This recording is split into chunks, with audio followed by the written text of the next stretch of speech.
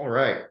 So today my presentation is going to be about realism, liberalism, and Marxism. It's a few theories in international relations. And today we're going to go over some concepts of these theories of international relations, some examples, and some criticisms of each of these theories in international relations.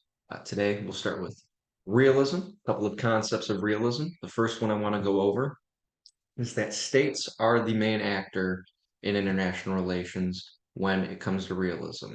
Not individuals, but the state itself. You look at the little cartoon below, a new scramble for Africa. Well, what was the old scramble for Africa? The old scramble for Africa was back in the 1800s and in the 1900s. European countries decided to divide up Africa and colonize Africa and try to use them for their countries and their empire's own gain. Today, we see similar things happening where countries are trying to form alliances with different African countries in order to benefit economically. Recently, back in March of 2023, Kamala Harris, the Vice President of the United States, did a tour for a week. She visited Ghana, Tanzania, and Zambia, and met with those countries in order to guide relations with those countries in the United States, hoping to benefit the United States. That's one example of what we're talking about here. The second concept that I want to talk about when I talk about realism is that when the state acts, it acts in a unified action. It ignores certain class relations, ethnic relations, cultural strife that goes on within the country, and thinks about the country acting is a unified force. You think about war, you think about the Ukrainian war, you think about the world wars, which we'll talk about in a little bit. That is what realism is talking about when it thinks about the state acting unified in action. But the third concept is that the state's decision makers are rational and they always act in the best interest of the state. So whenever presidents, dictators, Congress people go ahead and make their decisions, they always have the best interest in mind when acting in issues that come up in international relations and foreign policy. An example of realism, I mentioned it a little bit earlier, the World Wars. The World Wars were two major events that happened in world history, two of the biggest events in the 20th century. In the 1910s, there was World War I on the left-hand side, and then on the right-hand side in the 1940s, there was World War II. And ultimately, what you see here, what you see in the world wars is entire economies, entire peoples, entire ethnic groups being pushed and influenced by the state's actions and states' war.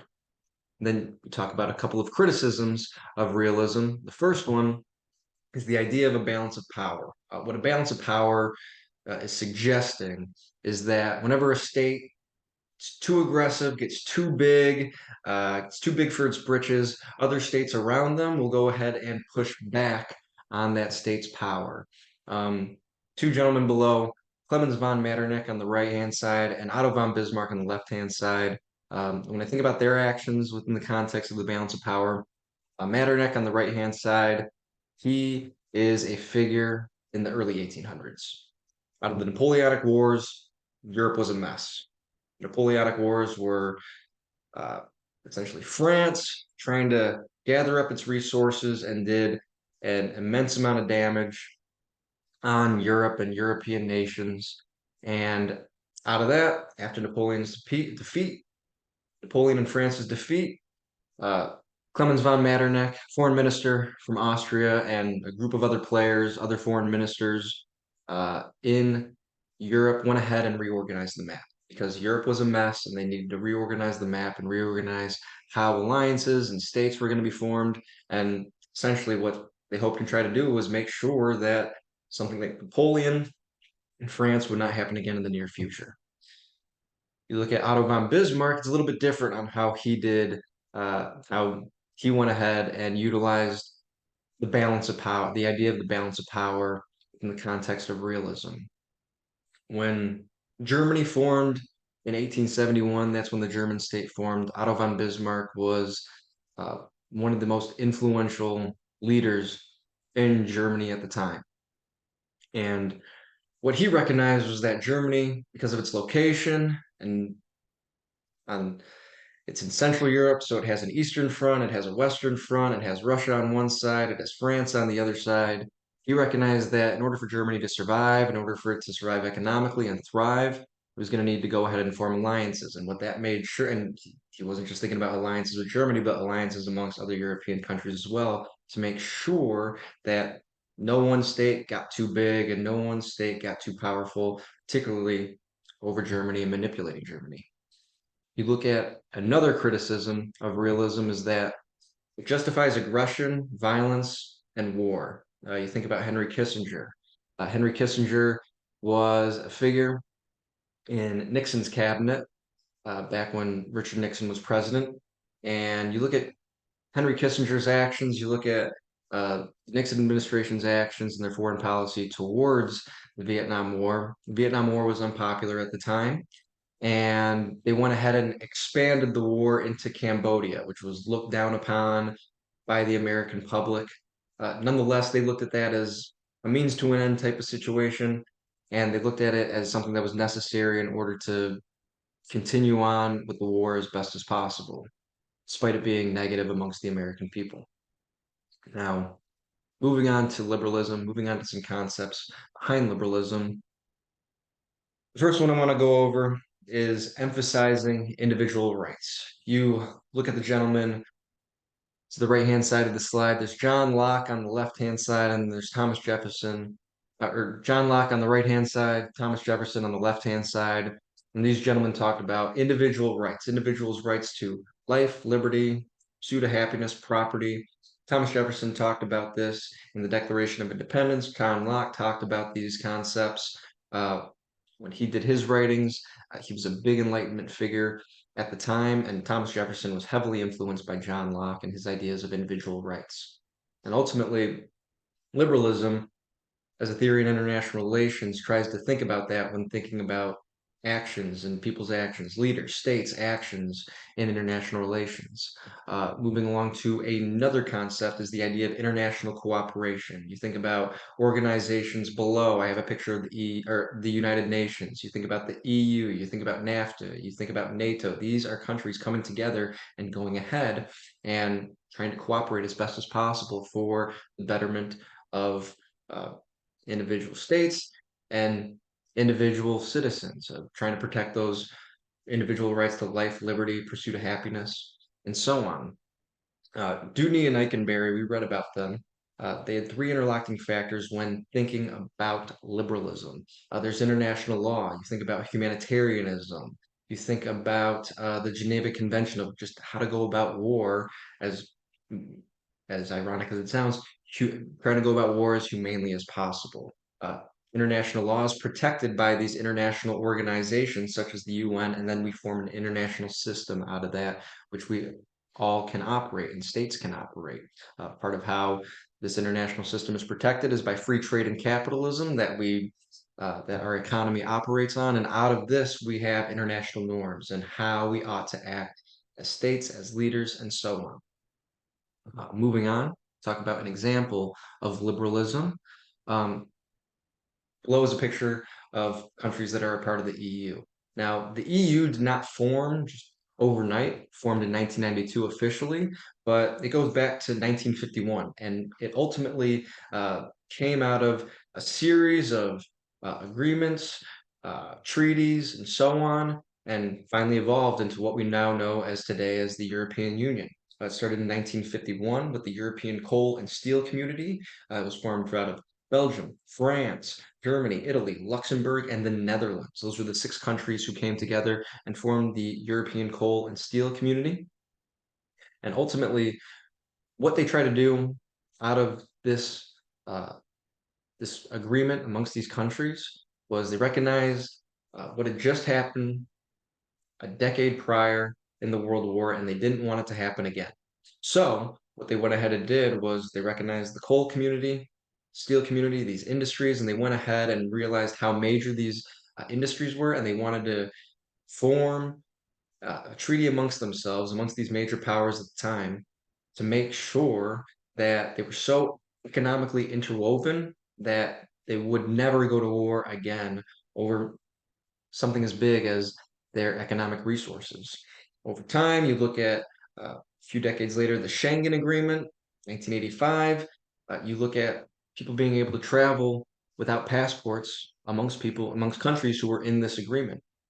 Then 7 years later, the EU forms in 1992, and since then, countries have grown, countries have joined, and there's over 20 countries in the European Union today. There's a common currency called the euro, and so on and so forth.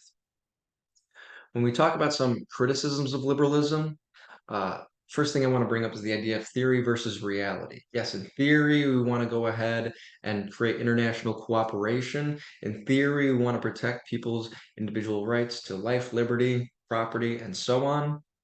However, you look at something like the cartoon below, it's poking fun at President Donald Trump, who during during his election process and during his presidency, he criticized NAFTA and the United States' position in NAFTA. There's the United States, Canada, and Mexico who make up NAFTA, and ultimately the goal of NAFTA is for these three nations to cooperate as best as possible. But you see those feelings of sentiment amongst people like Donald Trump. You see people in his party criticize NAFTA, and for reasons because they look at it as the United States taking care of countries who they don't necessarily have to take care of. So you see that kind of pushback from particular organizations. Moving on to another criticism of liberalism is that it is inward focused. So I mentioned these ideas, these values, life, liberty, pursuit of happiness. I mentioned international cooperation. I mentioned different organizations like NAFTA, the EU. Well, what about countries who aren't a part of NAFTA? What about countries who aren't a part of the EU? What about cultures who aren't represented properly in their countries? Uh, Look at the picture below. It is uh, it is North Korea. It is Kim Jong-un. Uh, think about countries who are not represented in within the theory of liberalism. How do we go about interacting with them going forward within the context of international relations? Now, moving on, talk about Marxism and some concepts behind Marxism. So ultimately, what Marxism is, it's a critique of capitalism. Look at the gentleman over here. There's Karl Marx on the left-hand side and Friedrich Engels on the right-hand side. Karl Marx is founder of the ideas of Marxism. It's behind the idea of historical materialism, which is uh, a term that represents just people throughout history and our relationship to other people and our environment and how we utilize resources and how we have built up economies historically. He looks at the development of the two classes, the proletariat, the workers, the bourgeoisie, the managers of the workers, and so on and so forth. And ultimately, Marxism was the foundation for communism, and which ultimately communism was the political driving force of Russia and the Soviet Union throughout the 20th century. You look at another part of Marxism that developed throughout the 20th century was this idea of Marxism not between the proletariat and the bourgeoisie and individuals and workers, but between countries. There are core countries, countries on the semi-periphery, and then countries on the periphery. Core countries being the richest and wealthiest countries in the world, countries in the semi-periphery who are in that middle ground, and then countries and cultures who are on the very periphery who are the least wealthy in the world. So you look at an example of Marxism and you think about Engels, you think about Marx and what they were talking about the workers, and you think about the bourgeoisie and the proletariat. I want to talk about the Pullman strike in the United States of America. Now, the Pullman strike is something that happened in the late 1800s. We'll start with the panic in 1893. There was an economic depression that happened in the United States because of land speculation and business speculation. And ultimately, in 1894, the economy was still struggling. There was the Pullman Company, which was a railway company.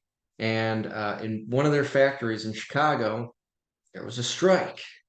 And ultimately, the strike was supported by the American Railway Union and Eugene V. Debs, who was a member of the Socialist Party in the United States. You can see him being depicted on the right-hand side. It says King Debs below. And ultimately, this strike led to 70 people being killed. The National Guard was called, and National Guardsmen came in and broke up the strike, part by killing people. And President Cleveland, at the time, he supported the National Guardsmen in their actions because the way he looked at it was that the strike was disrupting the railways, was disrupting international or interstate commerce, which fell under the umbrella of the federal government. And so ultimately, what this represents is it represents, yes, the workers at the time going ahead and trying to use their power as best as possible, influencing the economy on a national level, which then goes ahead and influences the economy on a world level as well. Moving on to a critique of Marxism, ultimately realism challenging Marxism. And what I mean by that is we talk about a prior theory, realism, where we see states going ahead and being the driving force of international relations, compared to Marxism, which says that the proletariat can bind itself together and go ahead and push for its own rights, its own power. We look at what came out of Marxism, communism. We look on the left-hand side, the Iron Curtain, and communist countries, Soviet Union going ahead and cutting itself off, and also the Western world cutting itself off from communist countries as well throughout the middle of the 20th century. And then you look on the right-hand side, even within the Iron Curtain, there was Hungary. The right-hand side is a picture of the Hungarian Revolution in 1956, when Hungary tried to push for its own political revolution. At the time, it was not happy with the Communist Party, not happy with Russia controlling them. Well, upon the revolution, communist forces came in, Russian forces came in and stomped that out and made sure that Hungary stayed a part of the Soviet Union.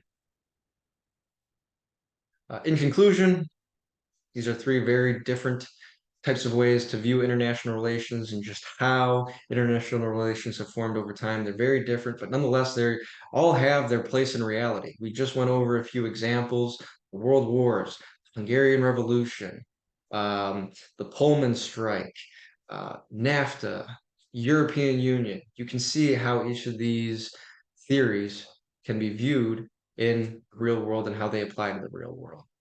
Uh, Thank you for your time. Appreciate it.